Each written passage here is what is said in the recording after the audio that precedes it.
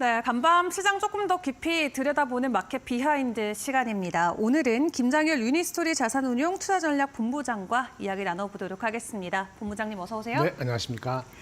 네, 일단 이른 아침에 함께 해주셔서 대단히 감사드리고요. 네, 반갑습니다. 오늘 혹시 처음 뵙는 시청자분들 위해서 간단하게 인사 부탁드릴게요. 아, 그럴까요? 네, 저는 지금 현재는 유니스토리 자산운용에서 투자자 본부장을 맡고 있고요. 사실은 재작년 22년도까지는 애널리스트 했었습니다. 주로 반도체 쪽이나 IT 쪽을 많이 했었기 때문에 리서치 센터장도 하면서 반도체 한 70, 나머지 시장 전략 30%가 최근 한 5년간의 경험이었고, 최근에는 이제 리서치는 안 하고 전략적인 분야에 좀 더 집중을 하고 있습니다만은 제 장점이 반도체다 보니까 IT에 대해서 많이 물어보시는 분이 계십니다.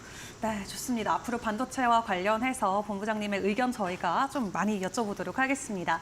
자, 일단 간밤에 시장 분위기부터 확인하고 가야 될 것 같습니다. CPI 발표가 됐고 사실 시장이 예상했던 것보다도 더 높은 수치가 나오면서 시장이 깜짝 놀라는 하루였던 것 같은데요. 그렇죠. 네. 일단 이번 CPI 발표 저희가 시장에서 어떻게 또 풀이를 하고 있고 본부장님께서는 어떻게 보실지도 궁금합니다. 시장에서 반응했다시피 네. 예상보다 높게 나왔기 때문에 부정적이죠. 사실은 지난주 죄송합니다. 지난주인가 지난주에 그 고용 지표가 높게 나왔잖아요. 네. 그 비농업 취업자 수가 예상이 21만 명인데 30만 명이 나와서 깜짝 놀랐는데 거기에 이어서 CPI는 물론 여러 가지 변수가 있습니다. 뭐 주택 거주비라든지 뭐 유가의 비중이 높긴 하지만 어쨌든 근원이건 헤드라인이건 0.1% 포인트 높아서 일단은 금리 인하에 대한 기대감은 낮춰야 되는 게 맞습니다. 네. 그래서 현재 오늘 기준으로 아까 올 때 보니까 패드와치에서 금리 인하 확률에 대해서 얘기하고 있는데 6월은 물 건너갔고요. 18%밖에 안 되고 네. 7월도 금리 인하 확률이 확실치 않아요.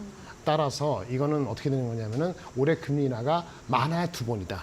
잘못하면 한 번일 수도 있다라는 그 경계감을 갖고 이번 주인데 오늘 맞이하는 거고, 오늘 밤에 나오는 PPI마저 높다면은 그러면 이제 환율이랄까 달러 강세, 네. 그다음에 오늘 밤에 또 ECB에서 정책 금리 얘기하면서 걔네들이 금리 인하를 먼저 할 수 있거든요, 미국보다. 그러면 달러 강세가 더 빨라질 수 있어요. 그러면 이제 금리 인하는 늦어지고 달러는 높아지고 오늘 아까시피 10년물 국채는 4.5까지 가는데 이런 겹치니까 요거는 뭐 다 똑같은 거지만 3대 악재라고 할 수 있거든요. 거기에 대비했을 때 오늘 미국장은 그래도 어느 정도는 최악은 아니었다라고 볼 수 있는데, 걱정되는 거는 오늘은 한국 시장은 아까 업전에 다른 분이 말씀하신 건데 기업 밸류업에 대한 약간의 좀 정책에 대한 그런 이슈가 있을 수도 있기 때문에 미국보다 더 빠질 것 같다는 생각에서 조금 불안한 요인이 있습니다. 네, 그렇습니다. 자, 일단 미국 증시 우리가 우려했던 것만큼의 수준은 아니지만 오히려 밸류업이나 또 우리가 어제 총선을 겪었던 만큼 국내 증시에 대한 여파가 조금 더 위험할 수 있다, 일단은 말씀을 해주셨습니다. 자, 이 CPI 좀처럼 인플레가 잡히지 않고 있습니다. 이에 국채금리도 많이 올랐고 그러다 보면 위험 자산에 대한 회피 심리가 당연히 부각이 될 수밖에 없는 상황인데요. 사실 작년만 놓고 봤을 때는 조금 하향하는 분위기가 보이면서 이렇게 물가가 잡히나 싶었다가 올해 1월, 2월 그리고 3월까지도 다시 한번 튀어오르는 모습이 나오고 있습니다. 일시적인 현상일지 이대로 다시 한번 우상향으로 돌아가는 걸지 어떻게 보세요? 일시적이라고 치부하기는 조금 어렵죠. 1월, 2월까지는 그렇다 하더라도 한 분기 3월 달까지 그랬으니까 그렇죠. 네. 일시적이라고 치부하기는, 오늘도 그 FOMC 회의록에서 나왔을 때 금리 인하 2%의 확실성이 있을 때나 금리 인하를 하겠다 그러고 FOMC 회의록에서 나왔기 때문에 그 얘기는 6월은 물 건너갔어요. 네. 7월도 확실치가 않아요. 네. 그런 상태인데 그럼에도 불구하고 금리 인하가 올해 한 번이나 두 번은 있을 수 있다고 보는 것이 위안이 될지 모르겠는데 네. 그거는 유일하게 두 가지입니다. 뭐 금리 인하를 진짜 너무 늦게 했다가 다른 부작용이 나타날까 봐 보험성으로 한 번은 해야 된다. 그러니까 7월 달에 하든 9월 달에 하든 한 번 하고 나서 바로 연속적으로 아니더라도 일단 해놓고 봐야 된다는 그런 심리가 한 번 나타날 수 있는데 그 기저에는 미국이 부채가 많거든요. 그러니까 부채 이자 비용도 얘네들이 한 1년에 1조 달러 이상 나가요. 근데 이게 금리를 계속 높여놓으면은 1조가 아니고 1조 2천, 1조 3천, 1조 하니까 부채의 문제하고 뭐 잘못됐을 때 책임 문제가 두드러질 수 있기 때문에 여러 가지 정치적 이슈가 있기 때문에 7월이나 9월 달에 한 번을 할 것 같아요. 근데 선거가 11월 6일인가 7일이지 않습니까? 선거 다음 날 FOMC거든요. 그러니까 7월, 9월 한 번 하더라도 11월, 12월에 한다는 보장이 또 없기 때문에 이 두 번이 베스트다 이렇게 보여진다고 보는 거죠. 그래서 할 수 있는 거는 금리 인하에 준하는 아마도 뭐 QT 완화에 대한 언급이 있기를 바라는 게 마지막 희망인 것 같은데 그거는 5월 1일 날 FOMC 있기 때문에 네. 5월 1일이면 지금부터 한 20일 남았잖아요. 네.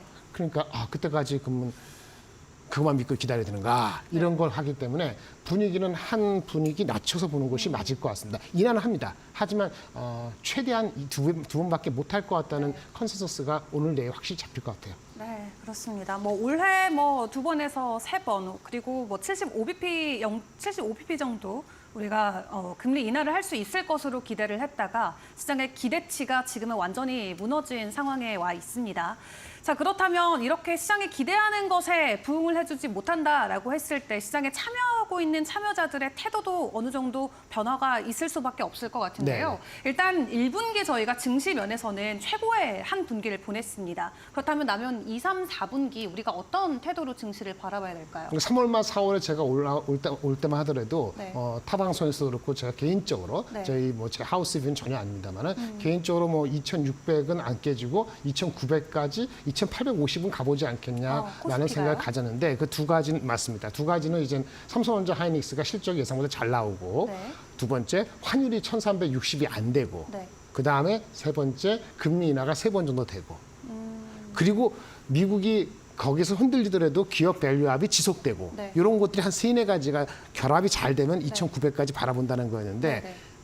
지금 어떤 상황인지 아시겠죠? 맨 위에 것만 확실하잖아요. 반도체만 주야장천 빼놓고 얘기하면 확실성이 떨어지기 때문에 기대치를 좀 낮춰야 될 것 같아서 2,800 안착할까? 밑에가 2,600 이하로도 갈 수 있지 않을까 이런 좀 우려가 어제 여러 가지 상황적으로 좀 전개되고 있는 것 같아서 뭐 제가 기후에 불과했으면 좋겠다는 개인적인 바람은 있습니다만은 불확실성이 좀 커졌다 이렇게 네. 말씀을 드릴 수밖에 없겠고요. 현금 비중을 원래 한 20-30%는 가져가는 건데 개인 투자가라면 한 40% 정도는 확보해 놓고 종목이나 섹터를 잘 가는 반도체 아니면 전력 전선 그다음에 원자재 그다음에 실적이 좀 미용기기 이런 한 4-5가지만 중심으로 하고 나머지는 조금 네. 좀 준비하시는 게 필요할 것 같습니다. 네, 일단 CPI 발표 이후 시장에 대한 불확실성이 커진 만큼 기존의 현금 비중을 20%에서 40%까지도 조금 올려 잡아야 되는 그런 전략들을 여러분들도 생각을 해보시면 좋을 것 같습니다. 앞서서 본부장님께서 시작과 동시에 반도체에 자신 있다도 말씀을 해주셨는데 또 최근에 미증시 안에서도 여러 가지 이슈들이 있었던 만큼 해당 부분들도 짚어보도록 하겠습니다.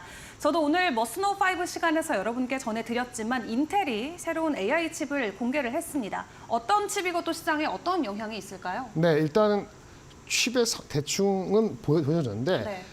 이게 가우디라는 칩인데 가우디 2가 있었고 3가 나오게 돼 있었어요. 네. 근데 나왔는데 비교하는 건 당연히 엔비디아하고 비교하죠. 엔비디아 지금 잘 나가고 있는 게 우리 H100이라는 거지 않습니까? 네. 그거보다는 인텔 칩 주장에 의하면 이게 인텔의 무슨 행사에서 한 거예요. 네. 행사에서 뭐 속도가 더 빠르다.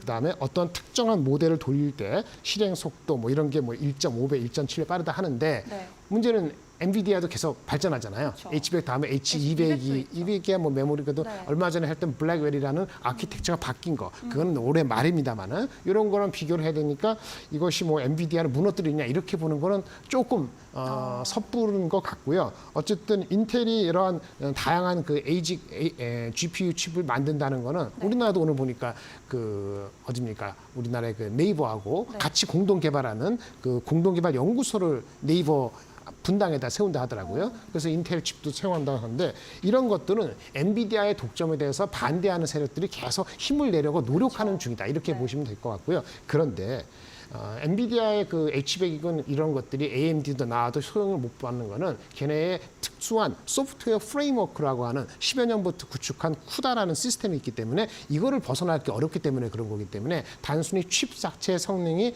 일시적으로 매칭이 된다 해가지고 바로 바꾸는 게 아니라서 이거는 임팩트가 있더라도 실질적으로는 얘네들이 엔비디아의 실적 영향을 주는 거는 아무리 빨라도 내년도 중후반이다, 1년 뒤다라고 보여진다고 하고요. 센티먼트적으로는 오늘은 아니다, 어저께는 빠졌죠 이것 때문에, 그렇죠? 어저께 빠졌잖아요. 근데 또 오늘 약간 올랐잖아요, 이런 장에. 그래서 뭐 와치하는 정도로 보시는. 보시는 게 맞을 것 같습니다. 네, 좋습니다. 인텔이 새로운 칩을 공개를 했지만 엔비디아 왕국이 흔들릴 정도로의 이슈로 보기에는 아직 조금 섣부르다 말씀을 해주셨습니다.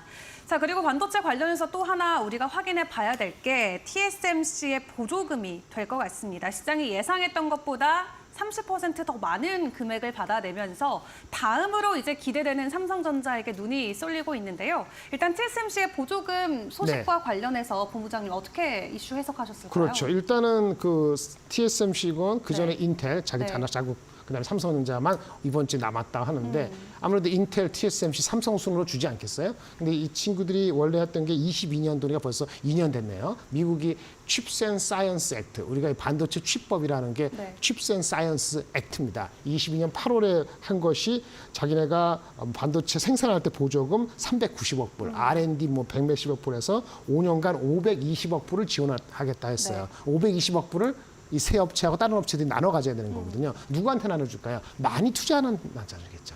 TSMC 가장 많이 투자를 그렇죠. 커미트했어요. 네. 이번에 한 것도 보니까 66억 불 보조금에다가 별도로 정부 대출을 얼마나 싸게 해줬는지 그거 합해서 116억 불이라는 거란 말이에요. 66억 불, 110억 생각하세요. 근데 얘네들이 원래 투자하겠다는 게 400억 불이 있었어요.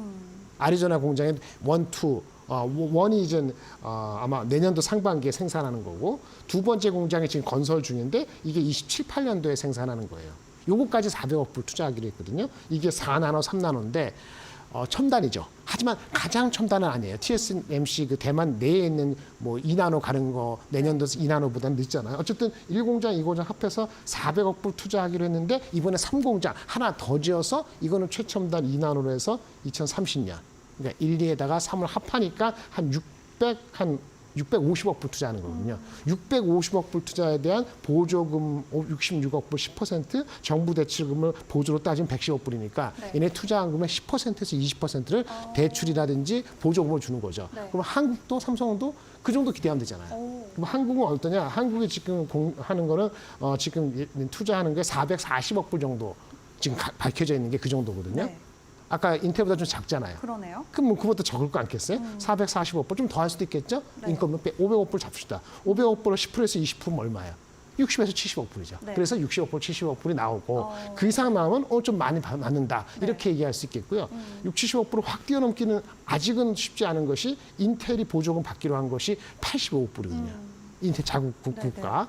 그래서 한 70억 불, 80억 불 이내, 60억 불, 80억 불 정도니까 그 우리가 봤을 때는 대충 TSMC랑 비슷하게 나올 것 같아요. 비슷하다. 네, 비슷하게 나오는데 정부 대출이 많지 않을 수는 있죠.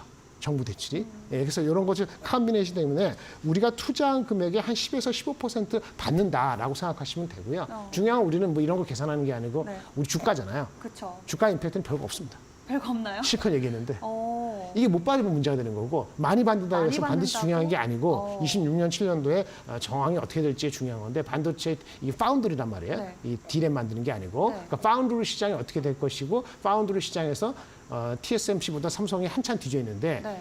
기술 격차를 따라가고 그쵸. 인텔이 따라하는 것보다 우리가 TSMC 따라가는 게 중요한 거지 네네. 보조금을 뭐 얼마를 그 받는지. 12% 받는지 13.5% 받는지 주가가 0.5% 2.5% 차가 있느냐? 없습니다. 열심히 얘기했는데 알겠습니다. 앞으로 이 주제는 많이 안 다루는 게 좋을 것 같아요. 자, 그렇다면 일단 발표 예상 시기도 나온 걸로 알고 있는데 대충 어느 정도 시점일까요? 이번 주죠. 근데 이번 오늘 주. 내일밖에 없잖아요. 어. 미뤄지면 또 의심이 되겠죠. 그래서 뭐 빨리 나올 거 빨리 나오는 게 좋고요. 네. 걔네들도 뭐 딴 데 줄 것도 아닌데 안 주겠습니까? 네. 그건 아닐 것 같습니다. 알겠습니다. 네. 어쨌든 삼성전자 얼마 받을지 지켜보셔야겠습니다만 적게 받으면 문제가 되지만 많이 받는다고 해서 주가에 크게 움직임을 주지 않을 것 같다 설명을 해주셨습니다. 자, 마무리하기 전에 저희 한 가지 이슈 더 짚어보도록 하겠습니다. 테슬라 이야기 빼놓을 수 없을 것 같은데요. 자, 일단 지난주에 저가형 전기차를 생산하지 않는다, 포기한다라는 소식이 전해지면서 주가에 조금 타격을 줬습니다. 근데 저는 사실 이 소식을 듣고 나서 이게 테슬라 주가를 움직일 만큼 악재일까라는 생각도 들긴 했거든요. 네네. 왜냐하면 이제 자동차를 우리가 볼 때 하드웨어보다는 소프트웨어에 더 집중하는 시장으로 재편이 되고 있고 그쵸. 테슬라가 만약 좋은 소프트웨어를 가지고 있는다라고 했을 때 그런 좋은 코어를 굳이 저가형 차에 넣을 필요는 저 같아도 없을 것 같다 이런 생각이 들긴 했어요. 네네. 근데 그 이후로 일단 부인하기도 했고 또 로보택시와 관련해서 새로운 승부수를 띄워주기도 했는데 앞으로 테슬라의 모멘텀 어떻게 보실까요? 네, 일단 말씀을 드리면요. 그 로봇 택시를 한다고 했잖아요. 네. 이번 처음 발표된 게 아니에요. 첫 번째 조건. 그쵸. 로봇 택시를 하겠다는 게 이번에 세 번째니까 네. 세 번째 양치기 소녀가 안 된다는 가정을 해야지 맞아요. 도움이 될 것 같아요. 돌이켜 봤을 때 16년 10월 달에 들었고 19년 4월 달에 들었고 로봇 택시가 하겠다고 약속을 했는데 네. 안 됐죠. 뭐 이것만 안 된 게 아니지만 근데 청결 조건이 있어요. 로봇 택시는 우버라든지 리프트보다도 똑같이 사람이 안 타는 거잖아요. 네. 그러니까 지금 그 테슬라가 하고 있는 FSD 자율주행 그 패키지 12,000달러 하는 거 한 달에 200달러씩 하는 거 있잖아요. 네.